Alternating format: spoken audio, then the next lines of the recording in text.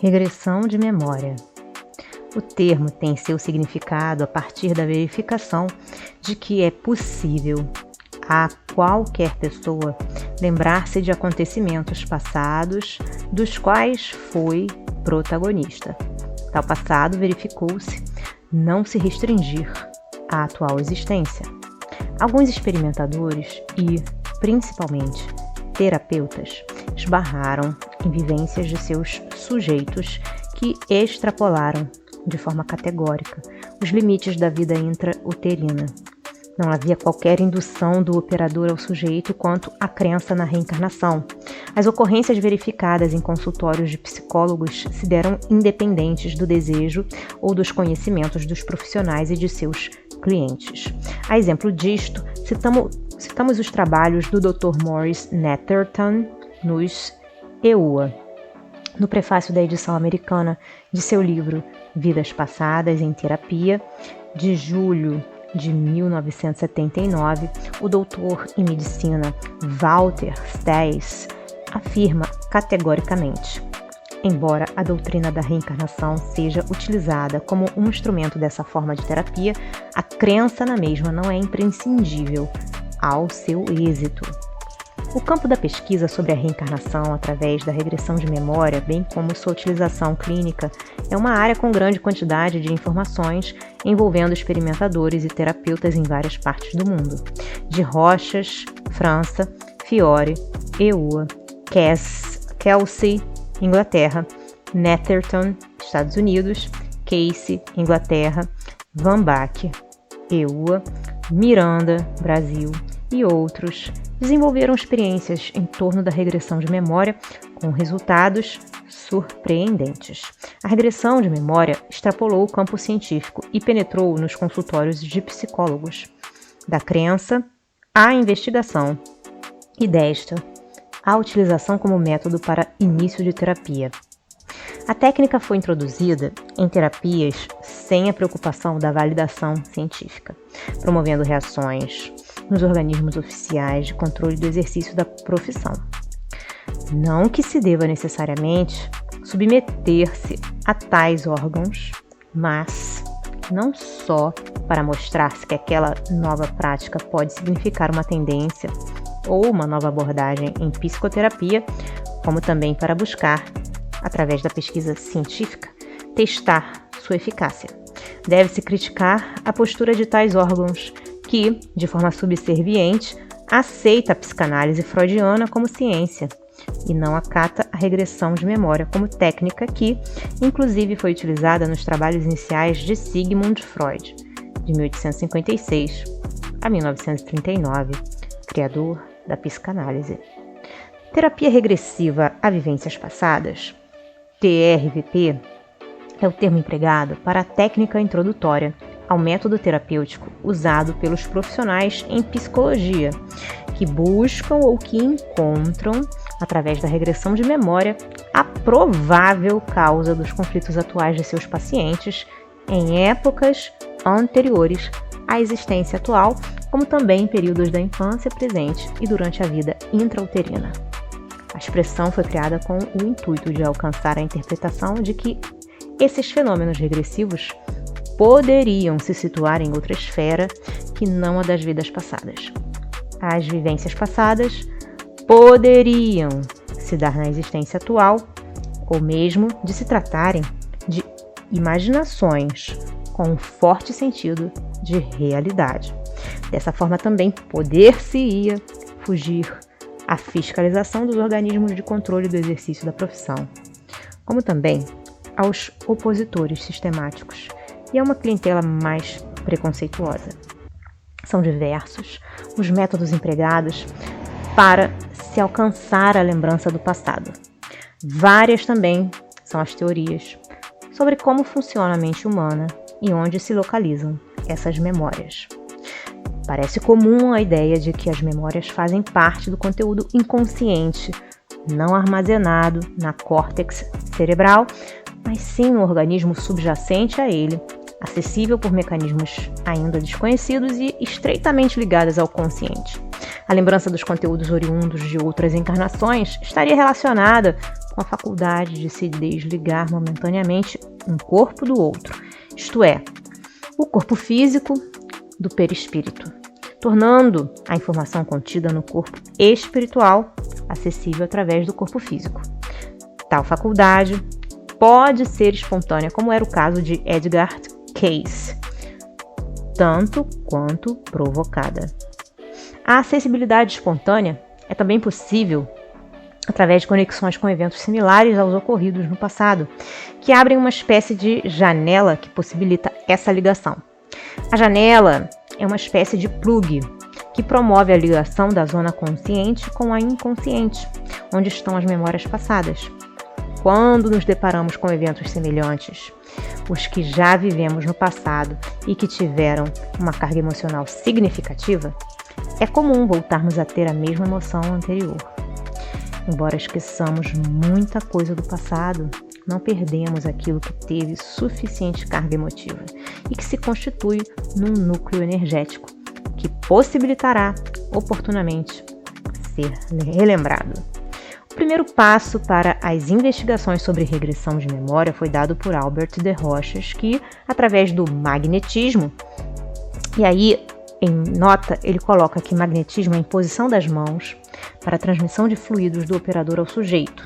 Tais fluidos teriam a propriedade de favorecer a alteração dos ciclos cerebrais, que permite o acesso a informações arquivadas fora da córtex cerebral.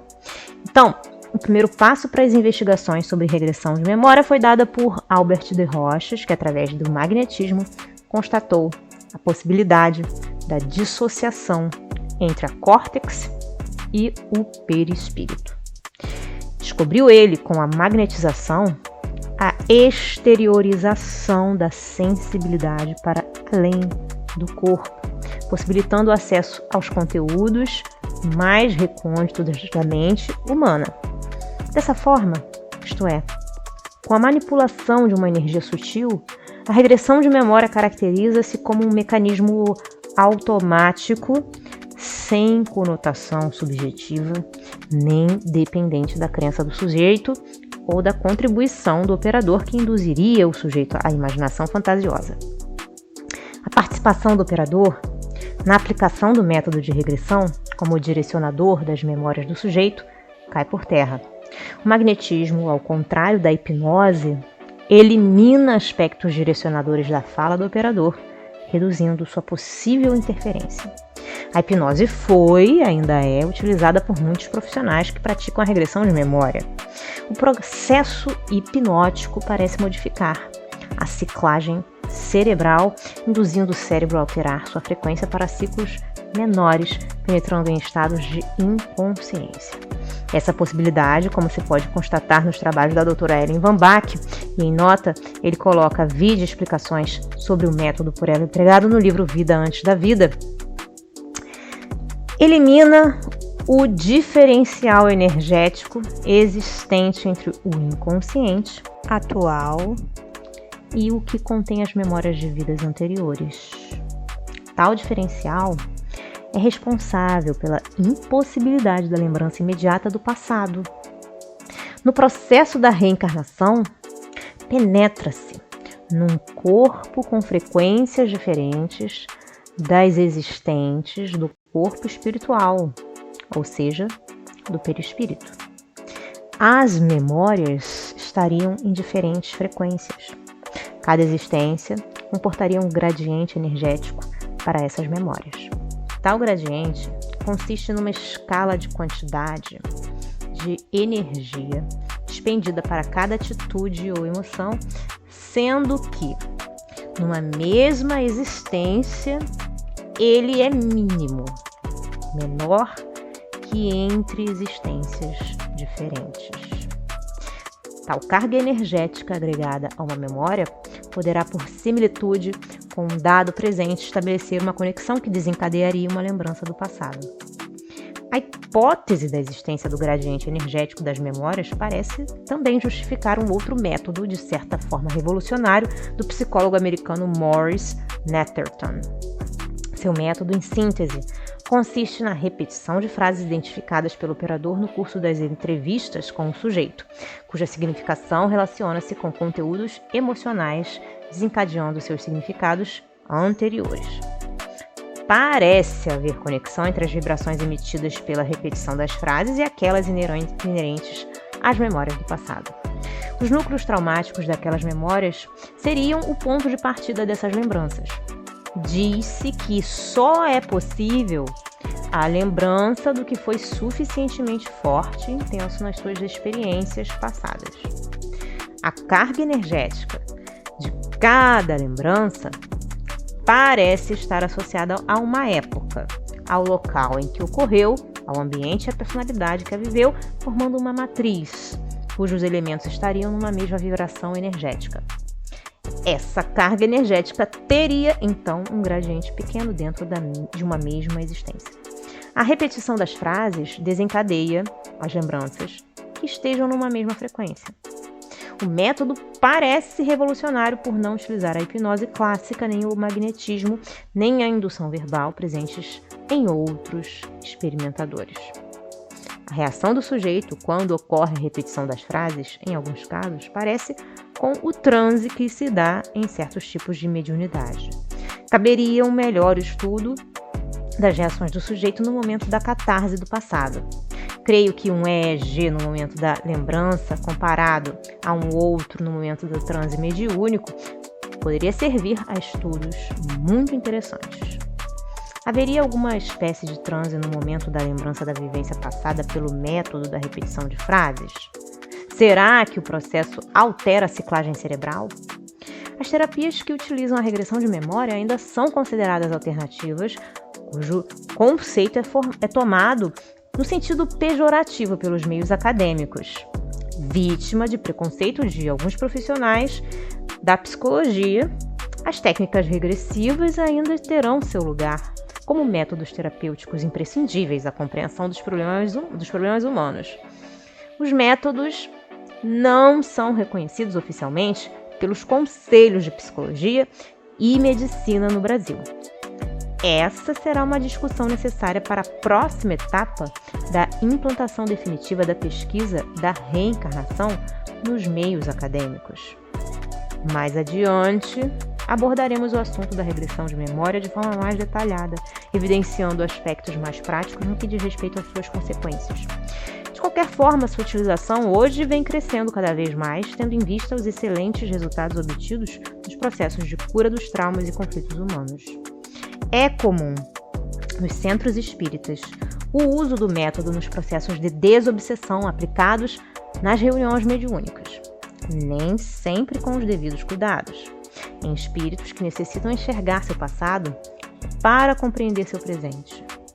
O uso da regressão de memória nos centros espíritas no Brasil ocorreu antes da chegada da TRVP. A doutora Edith Fiore, em seu livro Possessão Espiritual, usando a hipnoterapia, constatou a possibilidade de estar lidando com espíritos desencarnados e não com memórias anteriores de seus pacientes. Consideramos que, como método de investigação, a regressão de memória é tão confiável quanto as outras técnicas.